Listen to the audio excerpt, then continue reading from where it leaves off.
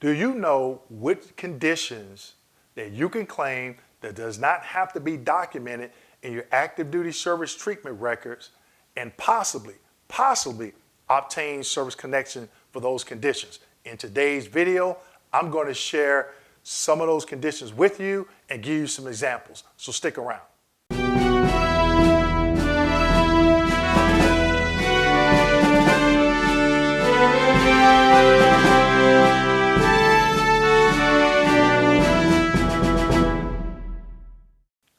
Hello and welcome back to my channel. My name is Dwayne Kimball, owner and founder of KMD 89 VA Claims Consulting, United States Army veteran, and retired VA rating specialist. In today's video, I am going to be discussing what are some conditions that you can claim that does not have to be documented in your active duty service treatment records and possibly obtain service connection. This is what I'm going to talk about today, but before I get into today's video, don't forget, I'm going on tour this summer and I'm going to have a seminar on how to win your VA disability compensation claim, okay? I'm going to link the registration link in the description section of this video and you can sign up. So we'll be in Jacksonville, Florida, Norfolk, Virginia, DC, San Antonio, Texas, Fort Hood, Killeen, Texas, and San Diego, California. So don't forget, go to the Eventbrite link, register. Seats are going fast, okay? So I hope to see you there. Also, I'm going to have a VIP session. So look at the description of VIP. I got a special treat for you. It's something I've been working on for a few months and it's free for my VIP members, okay? So today's video, what are some of the conditions that you can claim that does not have to be documented in your active duty military records? Now, I stated earlier, possibly service connection. It still has to go through a process, okay? Now, when I list these, they are not in any specific order, okay? Of most important or the quickest or the easiest. I did a video once before where I said, what are some of the easiest claims? But these are ones that you don't have to have documentation in service, but you still got to know how to word it and reasonably articulate it to that C&P examiner so you can obtain a positive opinion. And in some cases, you can have a DBQ and or nexus statement completed for some of these, okay? So, number one, tinnitus. Tinnitus does not have to be documented in your active duty military service treatment records. Now, it's important the way you word it, okay? So if you're claiming to do the combat, you have ringing in the ears, explain it that way. If you're claiming it due to your job, which most veterans do, and I was in the Army, so we call it MOSs, and I think the Air Force the same. You claim it, you word it that way. But the biggest thing I see where veterans fall short, they don't know how to reasonably articulate it to that C&P examiner. So I did a video on how to win your claim for tinnitus. I'll link at the end of this particular video, okay? But number one, tinnitus, ringing in the ears due to your MOS and or combat, being exposed to acoustic trauma, okay? Number two, PTSD based on combat or non-combat, okay? Now, the VA has an easing standard. So if you're claiming PTSD due to combat, if you went to a few places like Afghanistan, Iraq, Kuwait, Saudi, or you got a combat action badge or something like that, it could be documented on your DD-214. So if you're claiming PTSD due to fear of hostile military terrorist activity, please see my attached DD-214. Simple as that. But where veterans fall short, they don't go to the DSM-5 or they don't even Google the definition of PTSD. You have to understand that definition. It has to be a traumatic event, okay? Now, non-combat.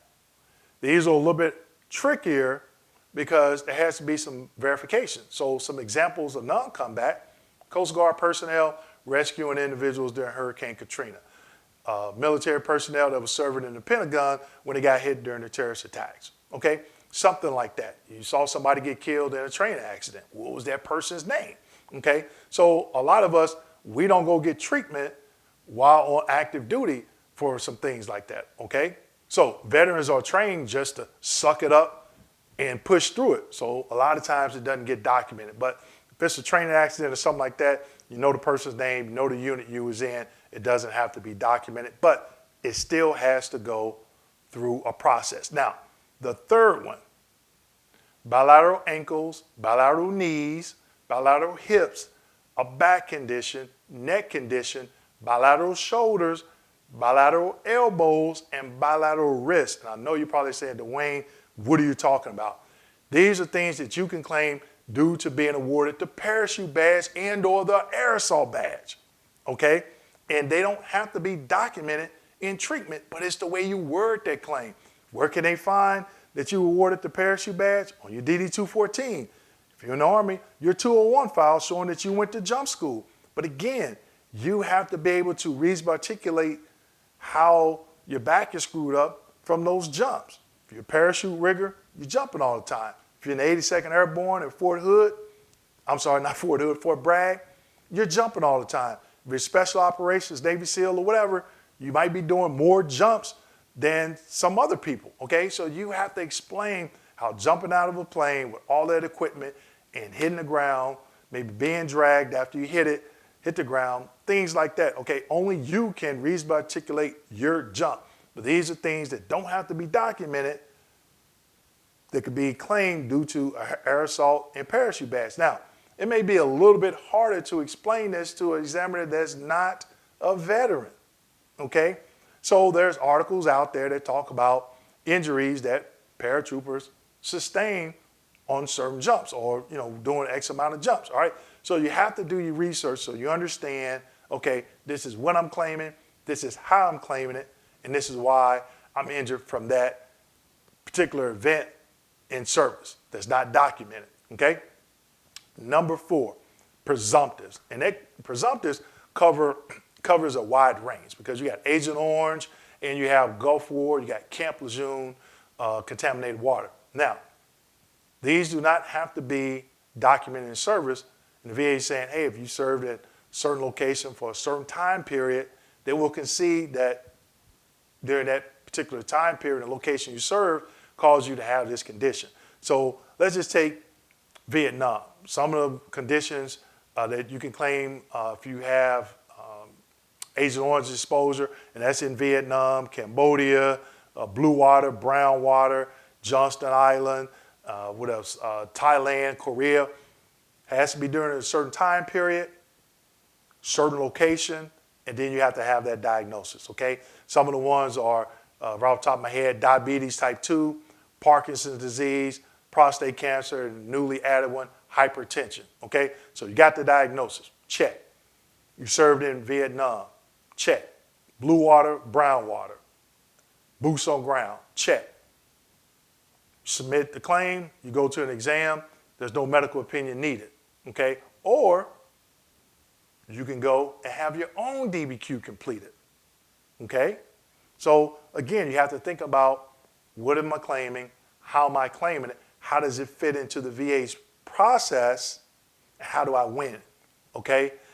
I know it sounds easy, okay?